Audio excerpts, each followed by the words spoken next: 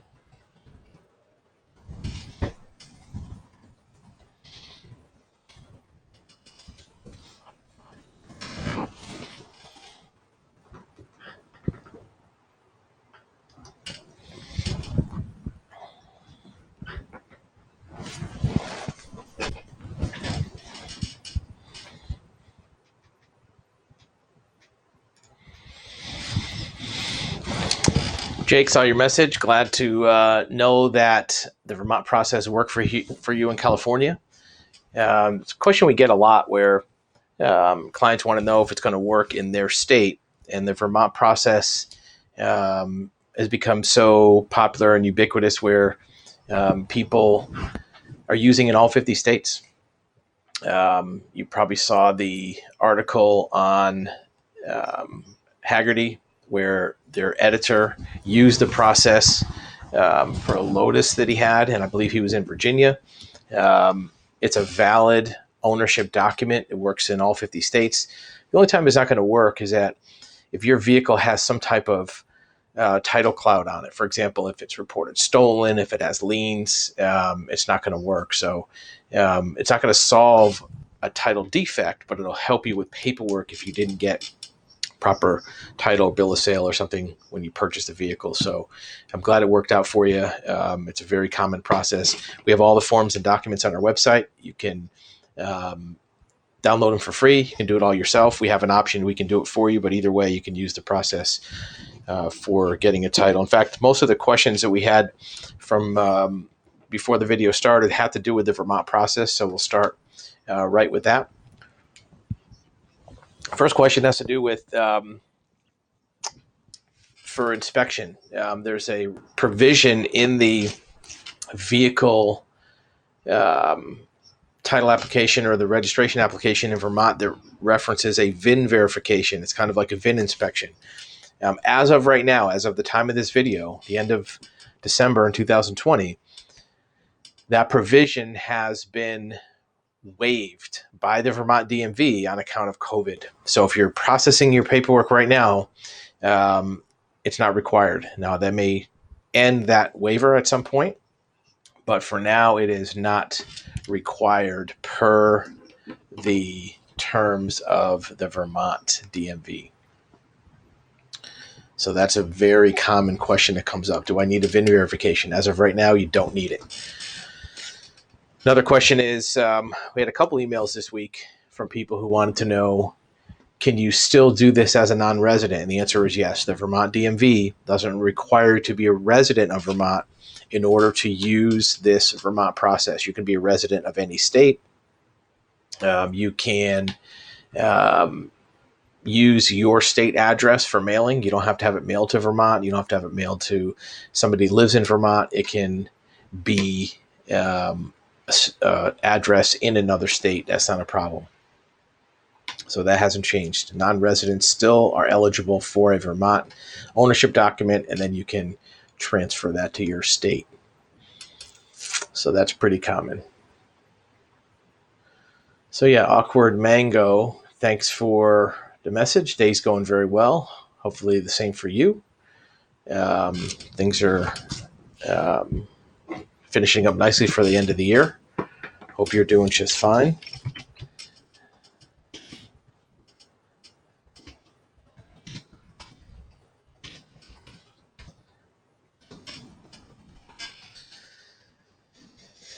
The other question that is related to the Vermont registration process has to do with sales taxes. This question is probably the most, common question, comes in different forms, is how do you pay taxes on a vehicle for the Vermont process? And the answer is Vermont has a certain process that they use to calculate the taxes. You'll see on the website, it'll references using the NADA value. And for most people, that's going to be, let me just type a message here.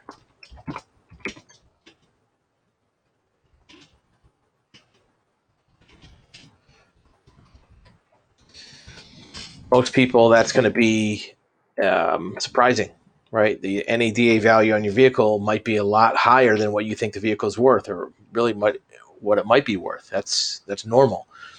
First question is going to be, is it worth paying that tax to get the title? Don't try to match up the value on NADA with the value of your vehicle, because they're not going to match. It's always going to be more. The Vermont DMV always is going to value it higher than you think it's worth. It's always going to be higher than your bill of sale. The first question to start with is, well, if the Vermont DMV says my vehicle is worth $5,000, 6% of $5,000 is going to be $300. Is it worth doing or not? Then, if it is, then we can look at ways to try to minimize that tax amount. There may be ways to use alternate book values, appraisal values. You'll see we have some videos. I'll try to post a link here to one of them about how to calculate alternate values. It may just boil down to you have to use NADA. But on the other hand, there may be ways to minimize it. But start with NADA. If it's worth doing at that value, then look to see are there ways to reduce it.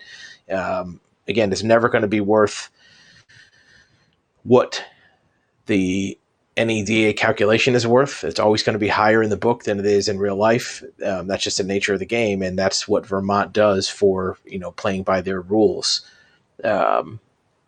One thing not to do is to try to argue with Vermont about the fact that your vehicle is in bad shape.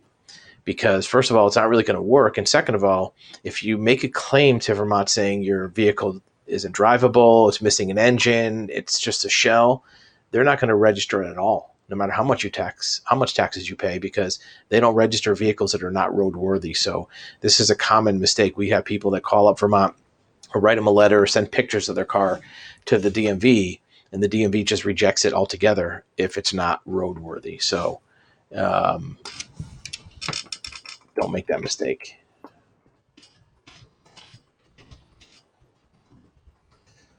We have a really good video about taxes that was posted probably within the last week.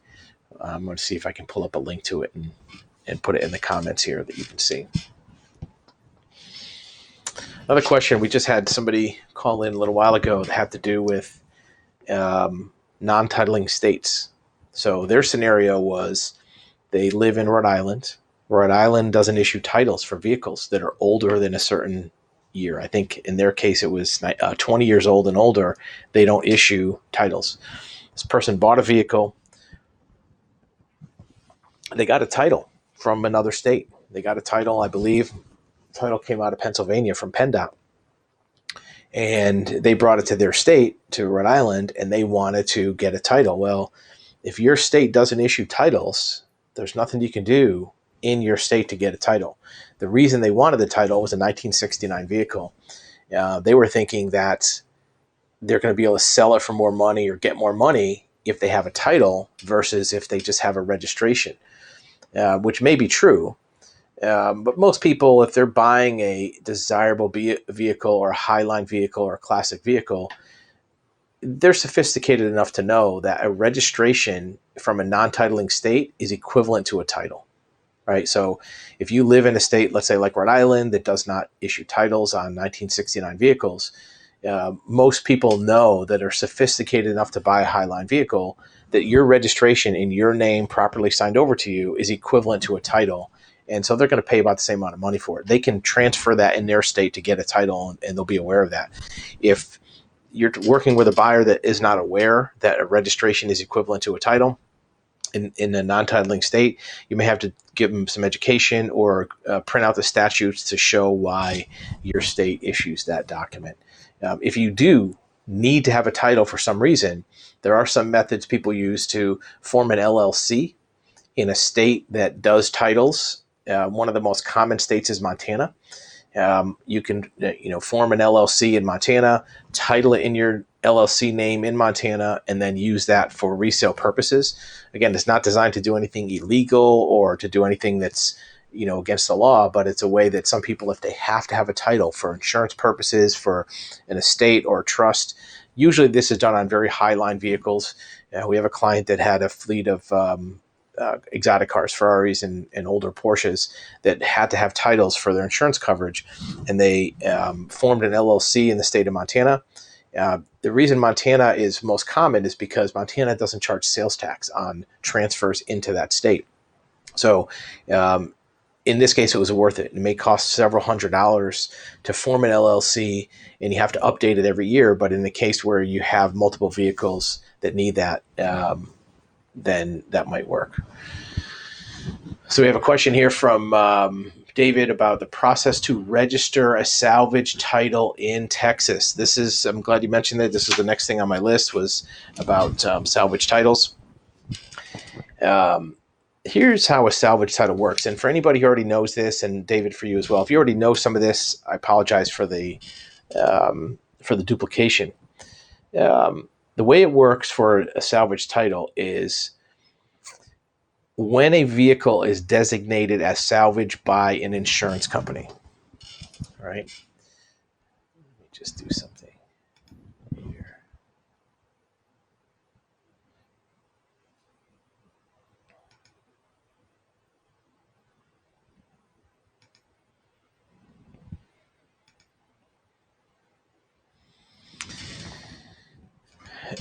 the first time that that vehicle goes from the insurance company to a private party, it's a different process for transfer than every subsequent transfer after that. So let's say if you have a title that you purchase a vehicle, it's a salvage title, and it's signed over to you as a new buyer. What'll happen is the state that you are registering or titling in will require that the first time it goes back on the road, it has to go through inspection. And this is to make sure that the salvage vehicle is safe for the road and it's repaired properly, and the right paperwork is done. Now, once it's gone from salvage and re-registered and retitled, now it's called rebuilt. If you sell it again, in most cases, you don't have to go through inspection. Some states will require it to be inspected if you bring it to another state. For example, if you're in Texas, you have a salvage title signed over to you from an auction or from an insurance company, you'll have to have an inspection done to put it back on the road. If you sell it to somebody else in Texas 5 years from now, very likely will not have to do inspection again. If that person moves, let's say, to Oklahoma or moves to Louisiana, some states require that any vehicle with any prior salvage history coming into their state has to be inspected, even if it's already been inspected in another state. So keep in mind that if for some reason you have a salvage title and it has not been inspected for salvage, not emissions inspection, not smog, not basic VIN inspection, there's a very specific salvage title inspection that needs to be done. That is something that will happen one time when it's first retitled to a private consumer. Now, there's a couple exclusions to that process. One exclusion is there's a few states that are very highly regulated that have extreme inspection requirements. Good example is New York. They have an MV 905 form that if a vehicle has a New York salvage title, they have instructed all other 49 states, plus Washington, D.C., plus Guam, plus Puerto Rico, to never accept a salvage title for inspection in another state if it comes out of New York. And the reason why is New York has very, very strict salvage title requirements.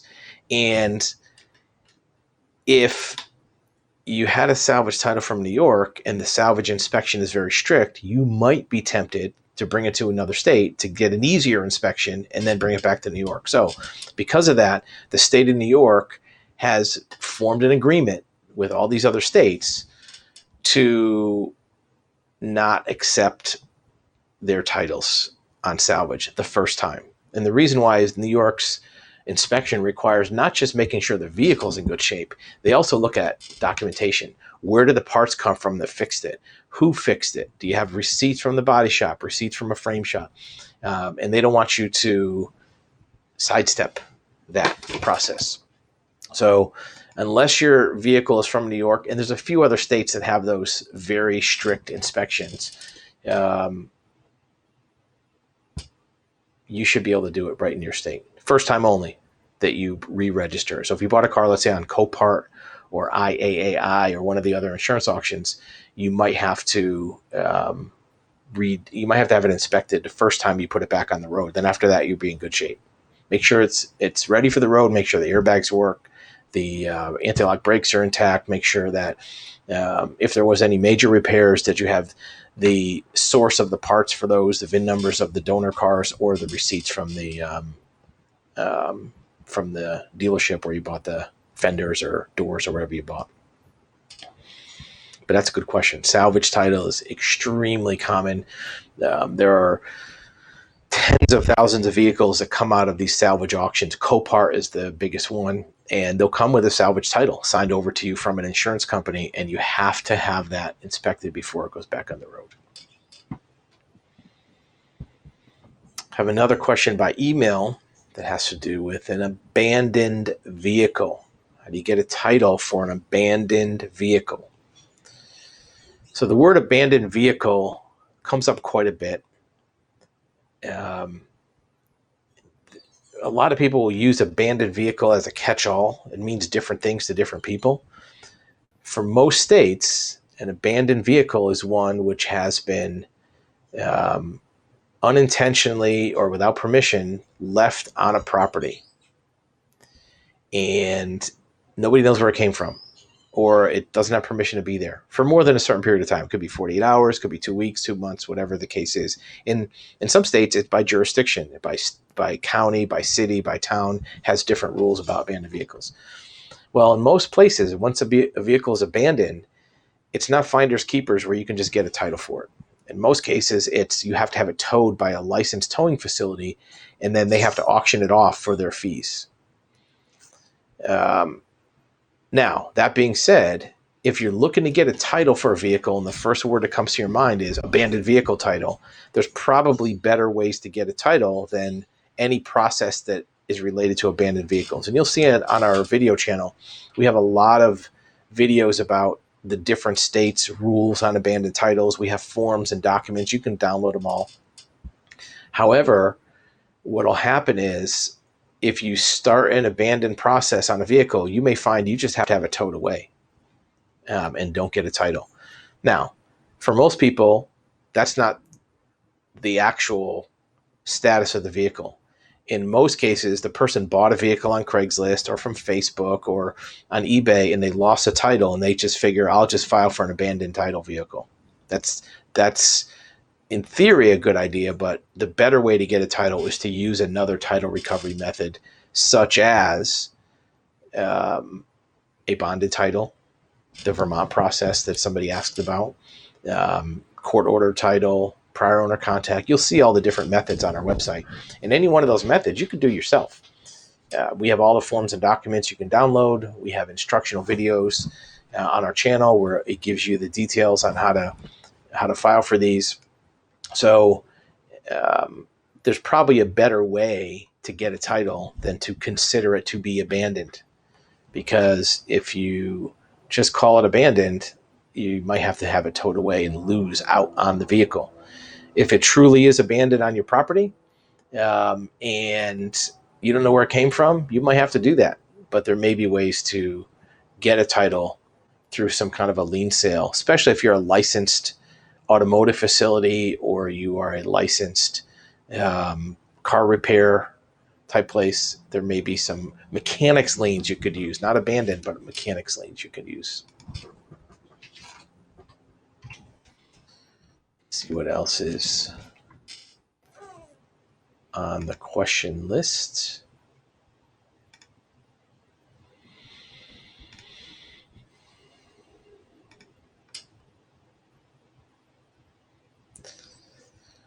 All right, so this is the question about they have a bill of sale from a previous owner, but that person lost their title. They don't have the title anymore. So if you bought a car from somebody and they were the legal titled owner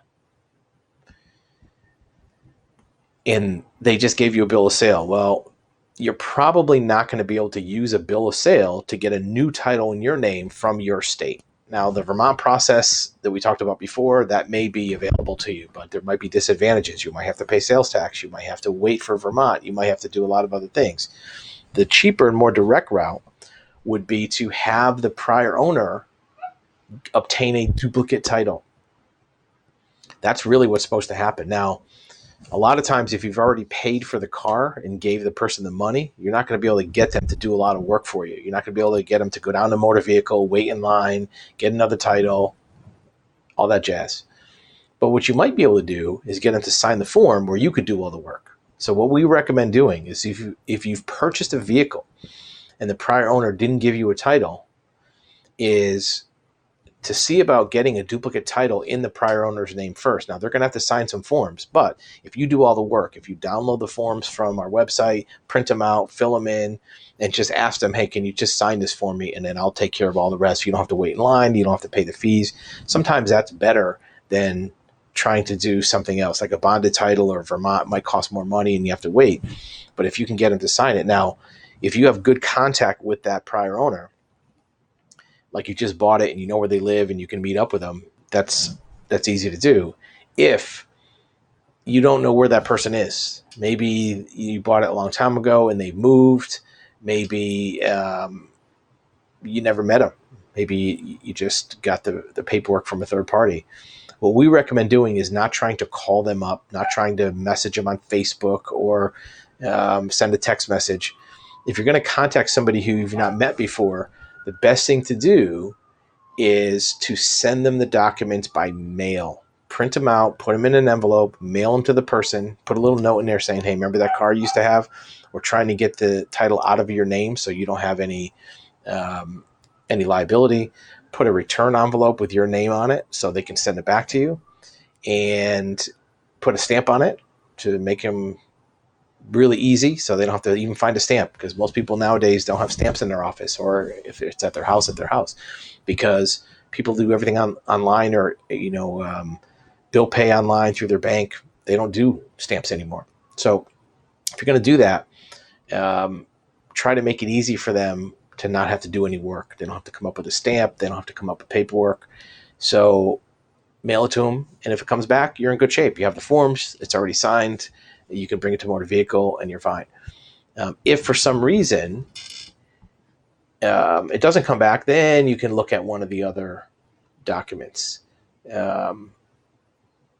You can look at bonded title, the Vermont process, magistrate title, but try the prior owner first. And you'll see on our website, we have a whole section dedicated to that process, about contacting prior owners, how to word the letter, how to get the forms filled out. We can even contact them for you if you don't know who the prior owner is or where to get in touch with them. We're a licensed private investigative agency, so we can look that information up for you and send them documentation. You'll see it on our website. Let's take a look at some other questions.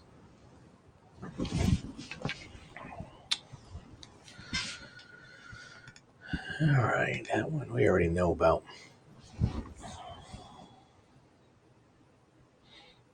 Okay, so this one has to do with a replacement title.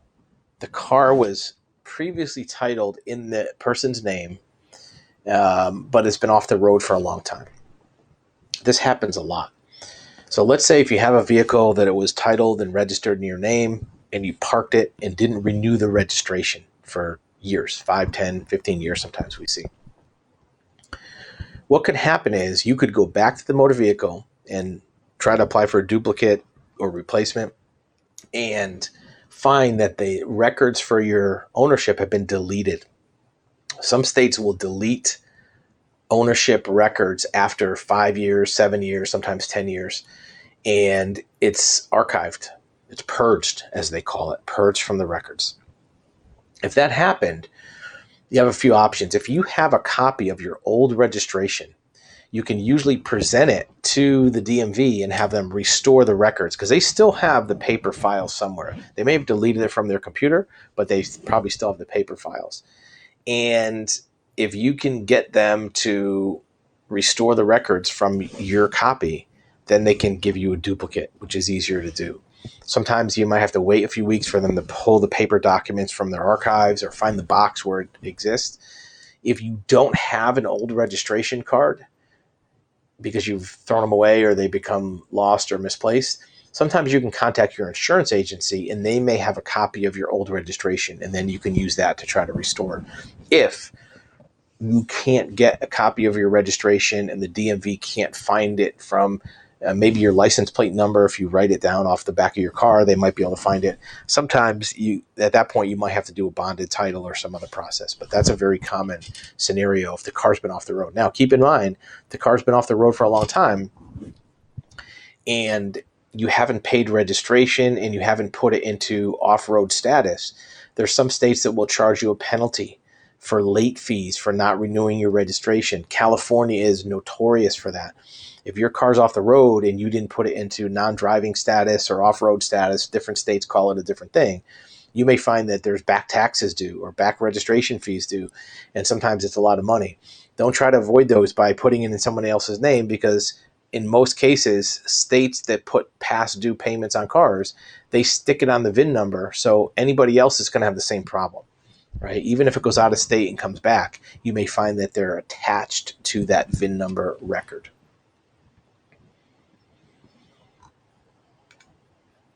But trying to restore the record is good. So here's another question. about getting a title for a vehicle that came from an auction. Looks like they purchased a vehicle from somebody else who got it from an auction, and they didn't get a title. So there's a few things to find out about first. Primarily, when I hear auction and resold, and it's not a dealership, the first thing I think of is, was it a salvage title? Most cars that consumers buy that came from an auction come from a salvage auction or an insurance auction. This goes back to the last question from David from earlier that asked about how to register a salvage title. A lot of times what will happen is somebody will buy a car from an insurance auction, a salvage auction. They'll find out that it's hard to get it through inspection, and then they'll just flip it over to somebody else. They'll pawn it off on Craigslist or eBay or somewhere else, and they'll tell you, I don't have a title. If it's a salvage title, you have to go through that inspection process. If it's a normal title, not a salvage title, but a clean title, what you can do then is go back to what we talked about before, contacting prior owner, do a bonded title, do a Vermont title if it's 2006 or older model year. But if it came from an auction, those are your options to do one of the title recovery auctions that you'll see on our website. But if it's a salvage title, you may have to do that inspection process first. So it looks like we're running up at about 30 minutes, which is how long we normally like to do these videos. We do try to do about one a week, but we also have about 40 or 50 car title videos every week that we do that are released on our channel. So if you want to be notified of those, click the subscribe button so you'll get notifications when we do another video.